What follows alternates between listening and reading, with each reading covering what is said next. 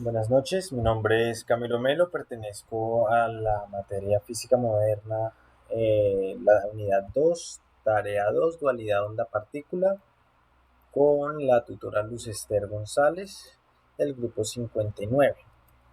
En este caso voy a hacer la solución del ejercicio 1, ¿sí? Responder las preguntas, en donde se va a utilizar como tengo acá, el simulador fotoeléctrico, ¿no? Entonces, tenemos aquí que dice que a partir del valor de la función del trabajo para el material asignado, determina la longitud de onda en nanómetros y la frecuencia umbral en terahertz para la cual el conductor liberará electrones. Entonces, como mi cédula termina en 4, me tocó el metal plomo, que tiene 4.14 electrovolts en la función de trabajo. Entonces, para ello, vamos a despejar la longitud de onda máxima que puede tener el elemento asignado, eh, colocando la constante, ¿sí? Y despejando la ecuación. Entonces, eso nos da que tiene una longitud de onda de 299,6822 nanómetros, que es la longitud de onda límite. Entonces, nos vamos aquí en Oceans, Metal, eh, y en Lit, que es el plomo. Y aquí vamos a poner los nanómetros de la longitud de onda, lo aproximamos a 300 y damos enter. Entonces aquí nos muestra el espectro de, perdón, muestra los electrones liberados, ¿sí? En el tubo eh, del electrodo, ¿sí?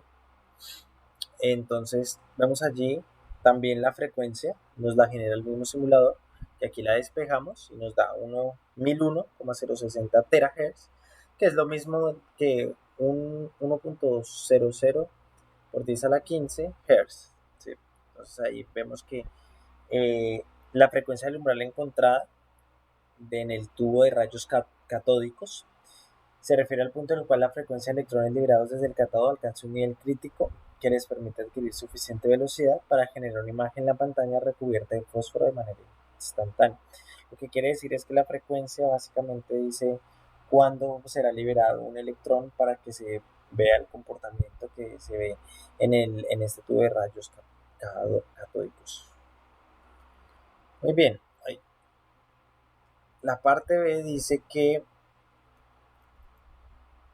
aquí está el pantallazo.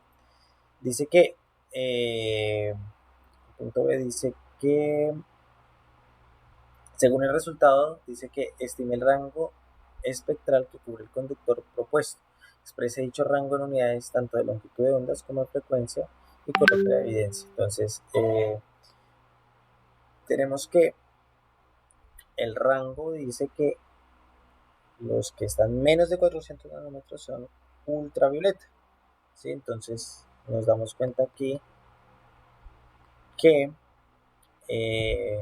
tenemos que menor, la longitud de onda menor a 300 nanómetros está en el rango ultravioleta, ¿cierto?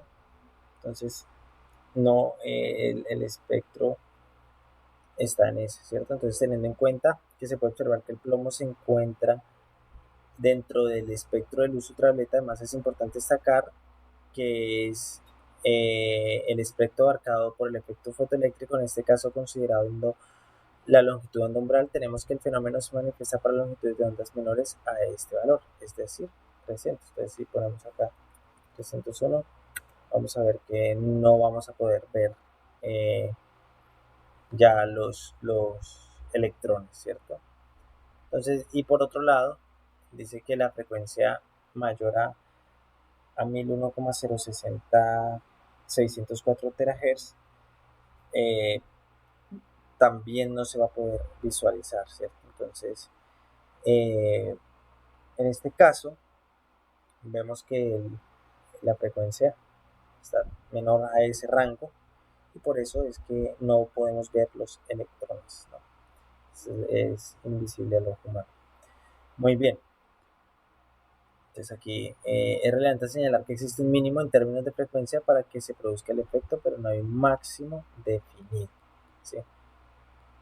Entonces, aquí está la onda a 200 nanómetros, como lo tengo en la, ¿sí?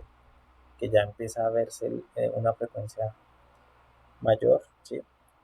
Y que genera un poco de corriente también, ¿no? 8,03 picoamperios, que diga. Entonces podemos ver para el caso del plomo que está en el espectro ultravioleta. Muy bien. En la parte C dice que dice elija un valor de longitud de onda para el cual el metal emita electrones y déjelo fijo en el simulador. ¿Qué ocurre con la corriente a medida que aumenta la intensidad de luz? Entonces vamos a responder. Yo escogí, en este caso se escoge los 150 nanómetros, lo dejamos allí establecidos, ¿cierto? Y ponemos un rango una intensidad de luz de 0,4. Subimos acá a 0,4. Entonces eso nos da que la corriente está a 6,41 picoamperios, ¿sí?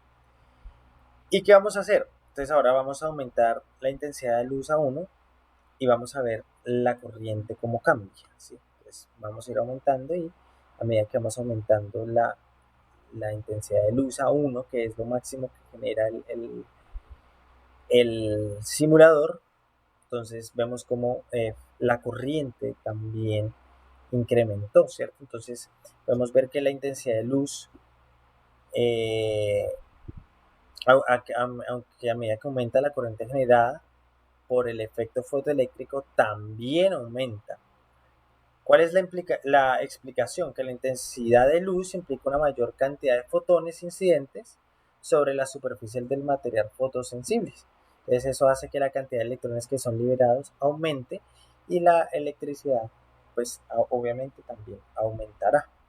Es por eso que este sistema con la intensidad de luz, pues más corriente va a tener.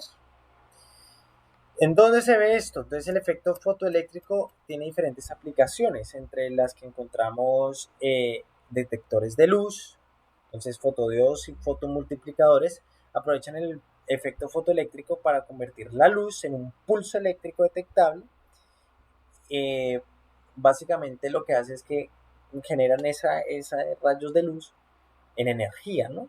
En donde se genera un pulso y en donde se va a mostrar un resultado, ¿no? Entonces se emplea como en la fotografía digital, sistemas de detección industrial y en la investigación científica.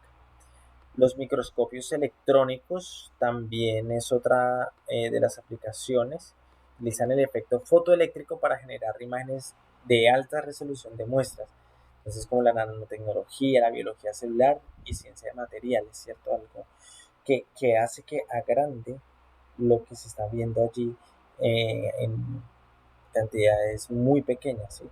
Entonces, también en los fotocátodos y tubos fotomultiplicadores que basan el efecto fotoeléctrico para detectar radiación electromagnética en el rango de los rayos X, ¿cierto?